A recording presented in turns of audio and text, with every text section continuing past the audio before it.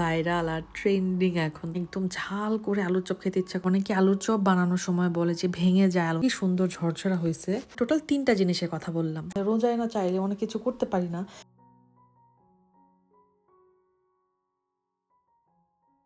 আসসালামু আলাইকুম সবাইকে। আশা করি সবাই অনেক বেশি ভালো আছেন। রমজান তো প্রায় শেষই হয়ে গেল।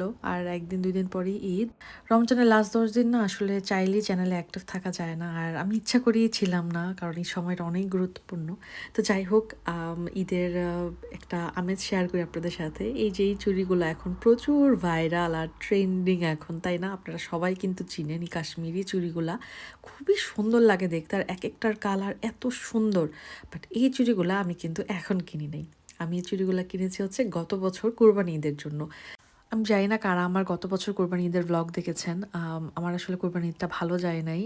তো সেই কারণে আসলে যে রেডি-টেডি হয়ে ছবি-টবি তুলবো বা ভিডিও করবো এরকম আসলে মন মানসিকতা ছিল না। বাট পরে আমি আরও অনেক গেট টুগেদার এগুলা পড়েছি বা আমি যখন শাড়ি সালোয়ার কামিজ পরেছি তখন এই চুড়িগুলা পরে আমি মানে বেড়াতে গিয়েছি বা বাসায় পরেছি আরকি। তো যাই হোক এখন তো এগুলো দেখি যে এত ট্রেন্ডিং আর ভাইরাল হয়ে গিয়েছে। মানে এই চুড়িগুলোর প্রাইস কিন্তু আমি যখন কিনেছি তখন বেশ কম দামেই কিনেছি। এখন তো এগুলো খুবই চড়া দামেই আসলে বিক্রি করছে আর সবাই কিনছেও, কারণ প্রচুর হাইপড এখন এটা। আর বাংলাদেশে আসলেও দেখছি যে অনেক দাম। তো বাংলাদেশ থেকে যদি কেউ কিনে থাকেন কত দাম নিচ্ছে আমাকে একটু জানাবেন। তো আমি আসলে দামটা না কাউকে জিজ্ঞেস করা হয় নাই। তো আসলে হঠাৎ মনে হলো ভিডিও আমি ভয়েস রেকর্ড করতে, যে মনে হলো যে বাংলাদেশে আসলে কত টাকা করে বিক্রি হচ্ছে এগুলা। যাই হোক, মেয়েদের জন্য চুড়ি অনেক বড় একটা ফ্যাসিনেশন। আশা করি আপনাদের যে যেরকম চুড়ি পছন্দ আল্লাহ সবাইকে সেরকম চুড়ি কেনার তৌফিক দান করুক, আমিন। আর এই তো এটাই আমার কালেকশনগুলা আমার অনেক কাচের চুড়ি, মানে অনেক বেশি কাচের চুড়ি আলহামদুলিল্লাহ। মানে যতটুকু আমি পেরেছি বাংলাদেশ থেকে নিয়ে আসছি বা গত বছর আনিয়েছি। তো চেষ্টা করবো আপনাদের সাথে সুন্দর করে একটা ভিডিও করে এটা শেয়ার করার জন্য। চুড়ির ভিডিও দেখতে আমার বরাবরই ভালো লাগে আর করতেও ভালো লাগবে আশা করি ইনশাল্লাহ। তো ইনশাল্লাহ শেয়ার করবো আপনাদের সাথে।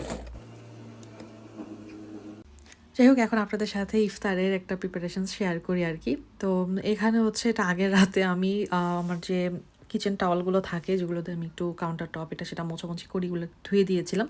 দেন আরেকটা আমি নতুন ব্যাচ নামিয়েছি। আমি সবসময় চেষ্টা করি এগুলো একটা দুইটা জোড়া একটু বেশি কিনে রাখতে, যাতে একটা ব্যাচ ধোয়া হলে সাথে সাথে আমি অন্য ড্রাই একটা ব্যাচ আবার ইউজ করতে পারি আর কি। তো এগুলো আসলে ওর্থ ইট। আমার মনে হয় যে এগুলা একদম একটা পিসই কিনে ইউজ করে ওটাতে আমার পোষায় না। আমি চেষ্টা করি যে ২-১টা জোড়া যেন এক্সট্রা থাকে আর কি, জাস্ট ইন কেস। তো যাই হোক, আজকে চিকেন বিরিয়ানি রান্না করব ডিনারের জন্য। আর ইফতারও একটুখানি খাবো আর কি। তো এখানে ডিম সিদ্ধ বসিয়ে দিয়েছি ফার্স্টে, কারণ ডিম সিদ্ধ চিকেন বিরিয়ানিতে আমাদের দুজনেরই অনেক পছন্দের। আর হচ্ছে চিকেন বিরিয়ানিটা আজকে কোনো পাকিস্তানি বা হায়দ্রাবাদি স্টাইলে করব না, একদম আমাদের দেশীয় যে অথেন্টিক চিকেন বিরিয়ানি এটাই, মানে সাদা সাদা থাকে যেটা, ওইটাই আমাদের দুজনেরই অনেক বেশি পছন্দের। তো ওইটাই রান্না করব। আমার আম্মু যেভাবে রান্না করে, আমার বোন যেভাবে রান্না করে, খালামুড়ি রান্না করে, একদম সেম পদ্ধতিতে আমি রান্না করি। এটা কোনো মানে হাবিজাবি থাকে না, বাট একদম প্রপার ওয়েতেই ওরা রান্না করে, তো ওইখান থেকেই শেখা। তো এটাই আমি আজকে এখন রান্না করব। আগে পেঁয়াজটা একটু ভালো করে বেরেস্তা করে নিব। পেঁয়াজটা আমি আসলে একদম একটু মোটা করে কেটেছিলাম, যে ব্লেন্ড করব আর কি। ব্লেন্ড করার জন্য পেঁয়াজ কাটার দরকার হয় না আসলে, বাট আমি কেন জানি কেটে রেখেছিলাম। তো ওটা দিয়ে আসলে পেঁয়াজ ব্লেন্ড করা হয়নি। তো বেরেস্তাতে যেহেতু দিয়েছি তো একটু মনে হচ্ছে যে পেঁয়াজগুলো একটু বেশি মোটা মোটা, বাট অসুবিধা নেই, এটা তো তরকারির মধ্যে চলেই যাবে। আমরা দুজনেই খাবো, মোটা হলেই বা কি চিকন হলেই বা কি, তাই না?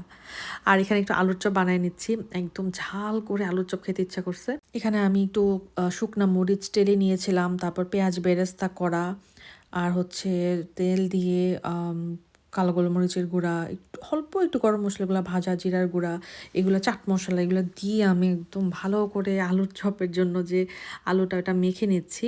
তারপর এটা দিয়ে আলুর চপ, বিস্কুটের যে গুঁড়া থাকে ওটা দিয়ে করলে তো অসম্ভব মজা হয়। আমার বাসায় টোস্ট বিস্কুট ছিল না, তো আমি টোস্ট বিস্কুটের গুঁড়া ইউজ করতে পারিনি, আমি ব্রেড ক্রামস দিয়ে করেছি, তো ওইটাও অনেক মজা হয়েছে। আর আমি আপনাদের সাথে একটা টিপসও শেয়ার করব। অনেকে আলুর চপ বানানোর সময় বলে যে ভেঙে যায় আলুর চপ, তেলে দেওয়ার সাথে সাথে ফেটে যায়। তো এটার একটা বড় রিজন আছে, আমি শেয়ার করবো আপনাদের সাথে কেন এটা হয় আর কি করলে এটা হবে না।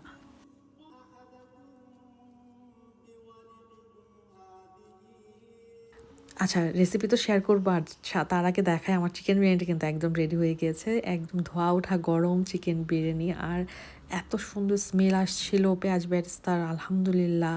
আর দেখতেই পাচ্ছেন খুবই সুন্দর ঝরঝরা হয়েছে। তো যেটা বলছিলাম আরকি, তো আলুর চপ যখন আপনারা মাখবেন পেঁয়াজ দিয়ে তারপর হচ্ছে আরও যাবতীয় মসলা দিয়ে, তখন চেষ্টা করবেন একটু তেল ইউজ করার জন্য। তেল দিলে হয় কি আলু চপটা খুব সুন্দরভাবে মাখানো যায় এবং এটা সুন্দর একটা শেপ দেওয়া যায়। শেপ ডাজন্ট ম্যাটার যে এরকম শেপ হইতে হবে, ওইরকম শেপ হইতে হবে ওইটা না। কিন্তু শেপ দেওয়া যায় আরকি। মানে আলু চপটা ভেঙে যাওয়ার সম্ভাবনা থাকে না। যখন আলু চপটা ভেঙে যায় তার মানে হচ্ছে সেটা একটু ঝরঝরা টাইপের আলুর চপ হয়। তো সেইজন্য ভেঙে যায়। তো আরেকটা জিনিস হচ্ছে একটু ডুবো তেলে ভাজা। যেহেতু এগুলো ডুবো তেলের খাবার, তেল দিয়ে ভাজতে হয়। তো এগুলো যদি একটু আপনি ভালো মতো তেল দিয়ে ভাজেন, এগুলো আর সুন্দর হবে দেখতে। আর মেইন যে জিনিস সেটা হচ্ছে গরম তেলে ভাজবেন। কারণ আলু তো এখানে সিদ্ধ হওয়ার কিছু নাই। আলু সিদ্ধ, ভিতরে যত মাল মসলা আছে সবকিছু সিদ্ধ। তো এখানে হচ্ছে জাস্ট আমাদের উপরে ব্রেড ক্রাম্বসটা কালার আসলেই কিন্তু আলুর চপটা রেডি। তো এখানে আমি টোটাল ৩ টা জিনিসের কথা বললাম। সিদ্ধ হওয়ার কিছু নাই। তো এটা জাস্ট কালার আসাটাই আমাদের ইম্পর্টেন্স, আর ক্রিস্পি হওয়াটা। তো ভালো করে তেলটা গরম করে ছাড়তে হবে, আর আলুটা মাখানোর সময় সুন্দর করে তেল দিয়ে ভালো করে মাখলে তো আলুর চপটা ভাঙবে না। যে আপনারা দেখেন আমার একটা আলুর চপও কিন্তু ভাঙে নাই, সুন্দর ক্রিস্পি হয়েছে।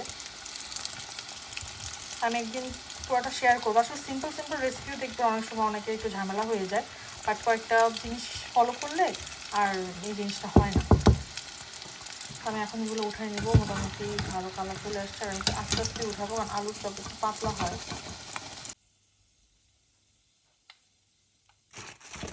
ইফতার ভাজা শেষ করার পর দেখি যে আকাশটা এত বেশি সুন্দর, তো ভাবলাম যে একটু রেকর্ড করে রাখি। আমি যে কি পরিমাণ মানে নেচার লাভার, আমার মোবাইল গ্যালারি যদি কেউ দেখেন, দেখবেন শুধু আকাশ বাতাস গাছপালারই ছবি। আর ইফতারের পর আমাদের দুজনেরই ছোলা মাখা, মুড়ি মাখা খেতে অনেক ভালো লাগে। তো এখানে আমি অল্প কিছু পেঁয়াজু বানিয়ে নিয়েছি, অল্প একটু বেগুনি বানাবো। তো অনেকে আমাকে বলে যে আপু আপনার বেগুনি ভাজা দেখতে অনেক ভালো লাগে, ফুলকো হয়, মচমচা লাগে। আসলে আপু আলহামদুলিল্লাহ হয়, কিন্তু আমি আসলে অনেক দুঃখিত এবার না ওরকম করে আর কিছু শেয়ার করতে পারি না আপনাদের সাথে। রোজায় না চাইলে অনেক কিছু করতে পারি না, কারণ এই সময়টা তো একবারই আসে না বলেন। তো অনেক বেশি আসলে অ্যাক্টিভ থাকতে পারি নাই। তো যাই হোক, আমি কিন্তু এখানে বেগুনের জন্য অনেক সুন্দর করে বেগুনিটা একদম পাতলা পাতলা করে কেটে নিয়েছি। আর একটু গরম তেল আর বেকিং পাউডার ব্যবহার করলে দেখবেন অনেক সুন্দর ফুলকো হয়, মচমচা হয়। আর এখানে ছোলা আমি ডিপ ফ্রিজ থেকে নামিয়ে নিয়েছি। এগুলো কিন্তু আমি আপনাদের সাথে নিয়ে সিদ্ধ করে রেখেছিলাম। এই যে একবার সিদ্ধ করেছে, আমার কিন্তু পুরো রমজানে আর ছোলা সিদ্ধ করা লাগে না। আর ক্যানের ছোলা ছিল, তো সব মিলে কিন্তু আমার হয়ে গিয়েছে। তো এই যে ছোটোখাটো যে রমজানের ফ্রোজেন টিপসগুলা, এগুলা যে কত উপকারে আসে, এগুলো একমাত্র আপনি যখন ব্যস্ত থাকবেন ওই সময় বুঝবেন যে এগুলো কতটা উপকারী। তাই ওর কথায় কান না দিয়ে সবসময় চেষ্টা করবেন নিজের লাইফটাকে সহজ করার জন্য। এটার জন্য যা যা করা লাগে, আপনার যদি একটা জিনিস 10 দিন আগে প্রিপারেশনস করে রেখে দিতে হয়, আপনি সেটাই করবেন। আমি তো ওইটাই ফলো করি, কারণ দিন শেষে আমার নিজের শারীরিক মানসিক স্বাস্থ্যের কথা আমার নিজেকেই কিন্তু ভাবতে হবে। আর বেগুনিগুলো আপনারা দেখিয়ে বুঝতে পারছেন অনেক বেশি সুন্দর মচমচা হয়েছে, একদম ডুবো তেলে ভাজা। বেগুনি ডুবো তেলে ভাজবেন, বেগুনি সুন্দর না হয়ে কোথায় যাবে? যতই ভাজাপোড়া হোক না কেন, রমজান মাসে ভাজাপোড়া খাওয়ার যে একটা মজা, এই যে পেঁয়াজ বেগুনিগুলো আপনি রমজান ছাড়া খেয়ে কিন্তু ওই ফিলটা পাবেন না। আমি জানি না যাদের এগুলো পছন্দ না তারা হয়তো বুঝবে না, বাট যারা এগুলো পছন্দ করে তারা আমার কথার সাথে রিলেট করতে পারবে। অনেক ভাল লাগে খেতে। বাট এবার যে আমি এতটা মেনটেন করতে পারবো আমি কিন্তু বুঝি নাই। মোটামুটি 4-5 দিন গ্যাপ দিয়ে আমি এগুলো রান্না করেছি এবার। তো সেই কারণে যথেষ্ট লাইট লেগেছে, নামাজ কালাম পড়তেও খুব আরাম পেয়েছি এবার আলহামদুলিল্লাহ। তো এই তো আমাদের খুবই সিম্পল ইফতার ছিল। আর ডিনারে আমরা চিকেন বিরিয়ানি, আর চিকেন বিরিয়ানিটা তো মাশাল্লাহ অনেক মজা হয়েছিল। এখন ভয়েস ওভার দিতে যে আমার আবার খেতে ইচ্ছা করতেছে। আমার এখনও কিছু ব্লগ আসলে রোজার শেয়ার করা বাকি রয়ে গিয়েছে, তো আশা করি ঈদের পর ইনশাল্লাহ শেয়ার করব। আর হোপফুলি আপনারা এনজয় করবেন।